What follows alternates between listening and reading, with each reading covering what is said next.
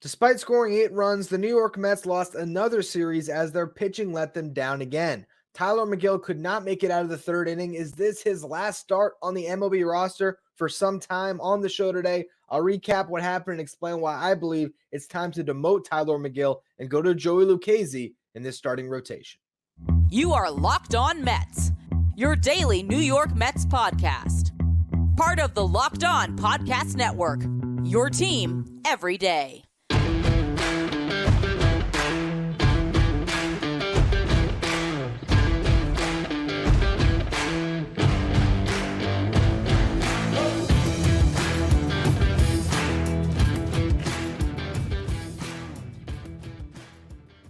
Hello to all you amazing Mets fans. You're watching Locked On Mets, part of the Locked On Podcast Network, your team every day.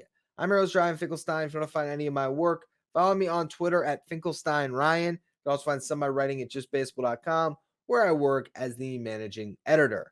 A championship team is about each player being a perfect fit. Same goes with your vehicle. So for parts that fit, head to eBay Motors and look for the green check. Stay in the game with eBay's Guaranteed Fit at ebaymotors.com. eBay's Guaranteed Fit only available to U.S. customers. Eligible items only. Exclusions apply. Now, the Mets loss to the Astros was just a funky game on Wednesday. There's really no other way to describe it. And obviously, Megill is my big talking point. We're going to get to that in the next segment. But I just want to go through the weirdness and the absurdity of this one where the Mets had the bases loaded in the first. They don't score. Pete Alonso check swing. Ball hits off his bat. Christian Javier fields it. Pitcher to the catcher. Alonso's running like 30 feet out of the baseline. He gets called for interference. Double play. Basically kills your rally. Tommy Pham did walk to load the bases, but Jeff McNeil popped out, and the Mets lost an opportunity to score runs early, and then they immediately fall in a hole, and a self-inflicted one. Tylor Megill gives up a double with one out. Then a catcher interference allows Kyle Tucker to get on. A pair of wild pitches allows the runners to advance twice. So that leads to the first run. Alex Bregman's single leads to the second run. The Mets are in an early hole, but they pulled out of it. And that bad inning, all around the top and the bottom half, was erased because you had Daniel Vogelbach lead off a rally. You had Brett Beatty get a hit as well. Narvaez popped out. Brandon Nimmo loaded the bases with a walk, and then Starling Marte, down in the count, hits a ball that was, nearly on the floor and somehow gets a barrel on it and puts it over the left fielder's head. There's a chance he could have caught that, but I think he was so surprised at how well that ball was struck considering where it was pitched. And the Mets were able to tie it up. And then Francisco Lindor got a sacrifice fly, and for a brief moment, the Mets had a lead. And it held. Bottom of the second, Tylor Megill walks the tightrope. He literally walks it because he walked 3 batters, somehow didn't give up a run. Go to the third inning, the Mets add on, okay? Tommy Pham got a hit. He stole second base. Daniel Vogelbach gets a double. All of a sudden, the Mets are cooking with gas. But I felt, and it's crazy, as soon as Megill walked out to the mound with a 2-run lead, I felt like the Mets should pull him, which you can't do with your starting pitcher. But he walks the leadoff batter, gives up a base hit, gets a strikeout, gives up another hit, and all of a sudden, it's a tie game. And then they pull. And you go to Dominic Leone, and he ends up giving up a 2-run homer, and all of a sudden, you're losing 6-4. But the Mets, again, find a way to battle back. Starling Marte gets a hit, steals second. Lindor draws a walk. There's a pair of strikeouts from Alonso and Pham. Jeff McNeil gets hit to load the bases, and once again, you have Daniel Vogelbach up in an RBI spot, bases loaded, coming through with the base hit to drive in 2. And it's a new ball game heading into the fourth, and this is where the complaints on Buck Showalter's bullpen management arise for me. Okay, you had Justin Verlander and Max Scherzer cover 15 out of 18 innings in the first 2 games. Your bullpen's actually rested for once. You have an off day on Thursday. Manage this game like it's Game 7 of the World Series. Manage this game like there's no tomorrow because your team needs a series victory. Why are you throwing relievers out there for second innings when you have a rested bullpen? I get Dominic Leone has been good for the Mets at times this year, but he's also been bad, and he also gave up a home run that blew the lead. Why send him back out there like you're taxed for pitching at the moment? I know the Mets are man short in the bullpen, but I would have liked to see Grant Hartwig start that inning instead of coming into that inning after you let Leone give up another home run, and all of a sudden you're in a 9-6 hole. And then the following inning, he sends Hartwig out to start the frame. Because again, he's trying to get length out of these guys. And in that instance, it's a little bit better because you're trailing by 3 at that point. But Hartwig was lucky to get out of it because he walked 3. The rare game where you have 2 pitchers walk 3 in innings where they didn't give up runs. Absurd. But the Mets battled back. Lindor with a double where he nearly homered. Then Alonso does homer. So now you're down by 1. And you're a Brett Beatty single away where you have Corey Julks make a diving catch, which otherwise would have scored Tommy Pham from tying the ball game, but you just don't get there. Go to Josh Walker to start the next inning. Okay, that's fine. I was already thinking, maybe go to your, Brooks Raley, Adam Ottavino, David Robertsons of the world at that point, but okay, clean inning. And he gets out of it, but it's lineouts at 98 miles per hour off Kyle Tucker's bat, 100.5 miles per hour off Alex Bregman's bat, and off Diaz's bat, 97.1. It's not like he looked great. It was 3 well-struck balls. Mets go 1, 2, 3. He sends Walker back out there in the 7th. And again, it's not why the Mets lost. They lost because of Leone giving up all those runs, and Megill not starting off great. But it's still frustrating to me that you get to that point and you could have gone to Adam Ottavino to start the 7th inning. And maybe it's a 1-run deficit instead of a 2-run deficit. Not to mention, I should have brought it up in the top of the 7th. Brandon Nimmo missed a home run that would have tied the game by a couple of feet and then got gunned down at second base by Corey Julks, who just killed them defensively and offensively in this series. Walker gives up a couple base runners, has to come out of the game with an injury as he got hit by a comebacker. Adam Ottavino comes in, gets a strikeout, and then they give up a run on a sacrifice bunt on a safety squeeze play. And, if Ottavino had a clean inning, maybe the score is 9-8 instead of 10-8. And who knows? Maybe if it was a one less run deficit, maybe the Mets would have battled back. But ultimately, they couldn't. And, the Astros were able to hand it off to their late inning guys that are good. And they got the job done. And you lose a series where you scored, 22 runs in 3 games, something like that. 11, 8, and 3, if I'm not mistaken, off the top of my head. I don't think the offense is a problem right now. I think the offense is actually coming into its own, but it's figuring out this pitching staff, and Tylor Megill, a massive concern there. Rough start. I feel like it should be his last in a Mets uniform for a while. I want to get to that in just a minute. Before we do, today's episode is brought to you by Birddogs. Birddogs are incredibly comfortable shorts. They stretch. They're designed to fit slimmer through the thigh and leg, giving you a truly sculpted look, which you can take anywhere. Birddog shorts do the exact same thing as Lululemon's, but they fit way better. Okay, they fit better to the point that, you don't have to wear a basketball short if you want comfort. And if you want to look good, you don't have to wear that rigid cargo or other khaki shorts. You can wear your khaki Birddogs in replacement on the golf course, on a bike ride. They really are versatile where there's no reason not to be wearing Birddogs, quite honestly. So if you want to try Birddogs, which also have their anti-stink sweat-wicking fabric, which will keep you cool and dry all day long, what you're going to do is you're going to go to birddogs.com/lockedonMLB, and there they're going to give you a free gift of a Birddogs Yeti-style tumbler just like this one. If you're watching on YouTube, again, that's birddogs.com/lockedonMLB, promo code lockedonMLB for that free gift of the Yeti-style Birddogs tumbler. The New York Mets need to move on from Tylor Megill. He was awful in this game, and he's been bad lately. He did have a really good outing against the Cardinals where he went 6 and allowed 1 run with 7 strikeouts, but that has clearly been the aberration. And even with that, his last 7 starts, 6.68 ERA, with that good start mixed in. On the season now, he's made 15 starts. He has a 5.17 ERA. He is somehow 6-4. That's why records don't always matter too much. The strikeouts are bad based on the innings pitched, only 58 and 71 and a third.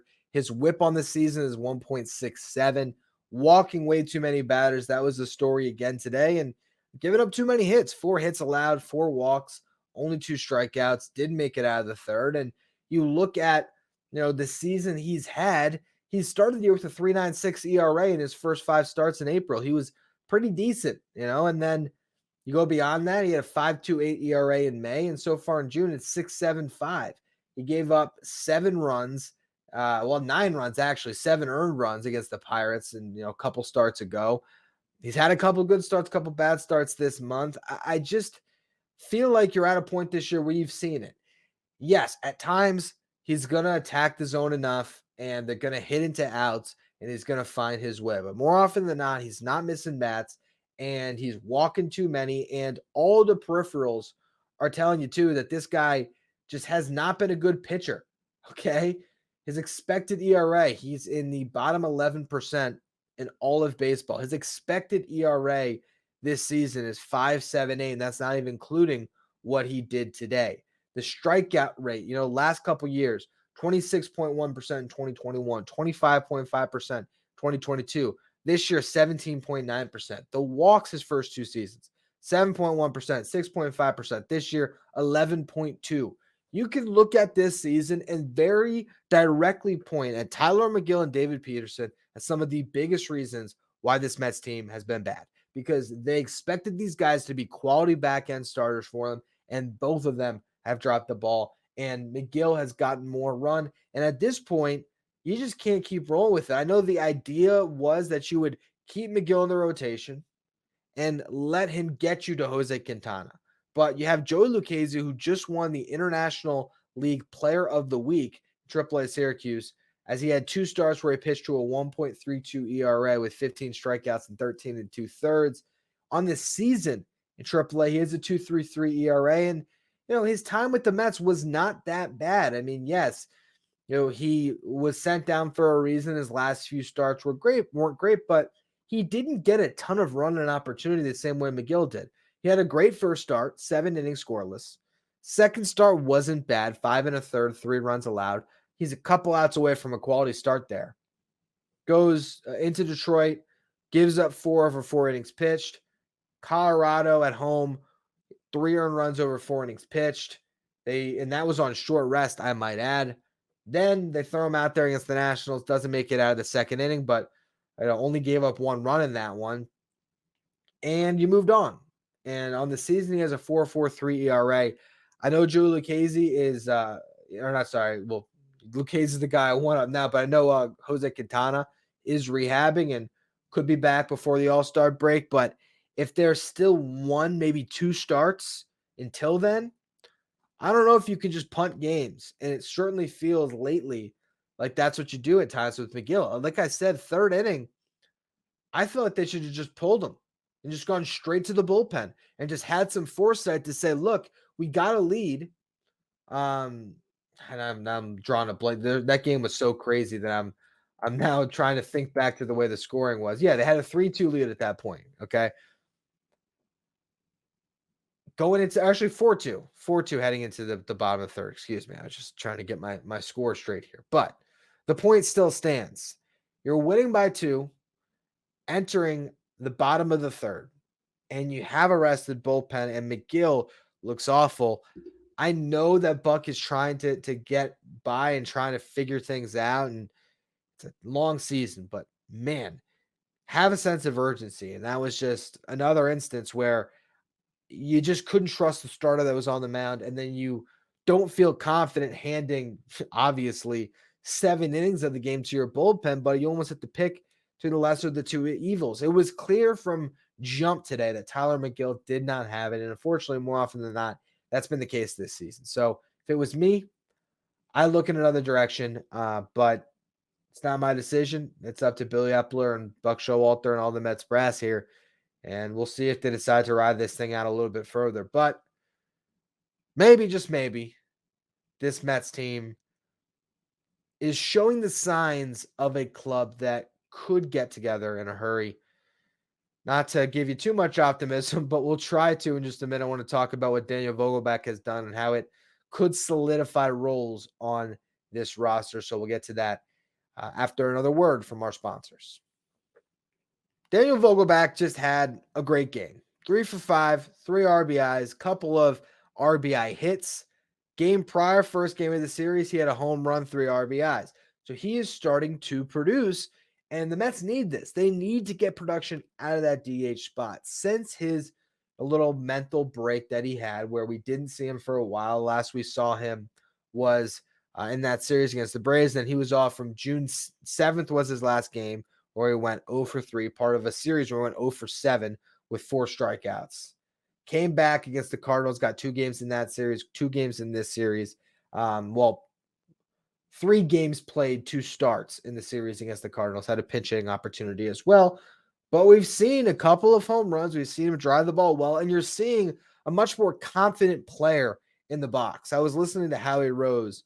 I think it was actually ironic enough the at bat that he struck out, where Vogelbach was going up against Rafael Montero. But he said it's interesting that a guy who a couple weeks ago looked like a shell in the box where you could really attack him, to a guy that had kind of a hulking presence in the box. And that's what a couple of good games can do for you. And with Daniel Vogelbach performing, suddenly you look at a Mets lineup that might put it all together. And you're going into a bandbox this weekend in Philly. There's every chance the Mets could have a big series offensively. Again, as I know, okay, I was off earlier. I said the Mets scored 22 runs in this series. I had it as 3 runs in the second game. In my head, it was 2. But regardless, they still put up 21 runs in a 3-game series against an Astros pitching staff that threw out Framber Valdez, who was unbelievable, and Christian Javier, who was not, but is a good starter, and Hunter Brown, who's had a really good season as well. So you face good pitching, a bullpen that certainly has quality arms, and the Mets were able to find multiple rallies throughout these games to put up runs consistently.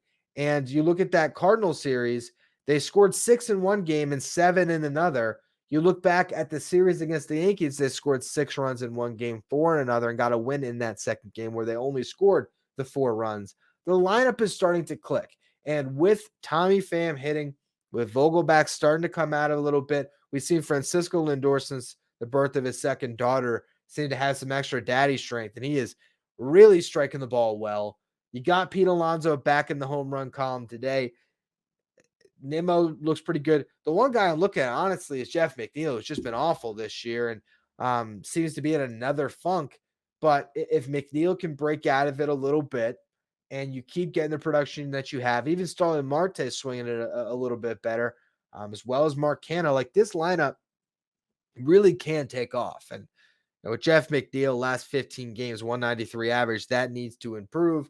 On the season, he's hitting 267. This is a guy that won a batting title last year and is a career 302 hitter. He's looking like 2021 Jeff McNeil.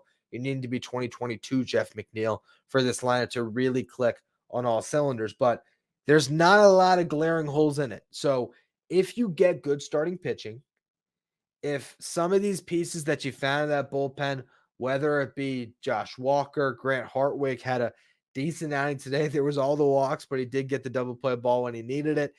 You're going to get Drew Smith back on Monday. We'll see. We'll see if this bullpen, I'm confident that the bullpen might round into form in short order, and I think the lineup's in a good place.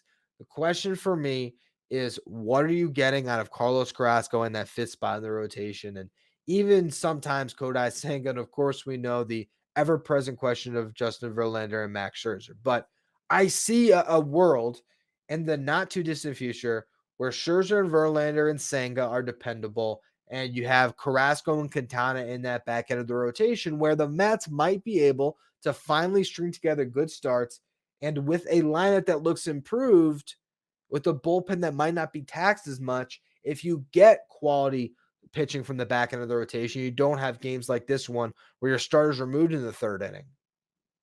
Maybe the Mets will play better baseball in the second half. But that does not still leave you with enough optimism to say it's a playoff team.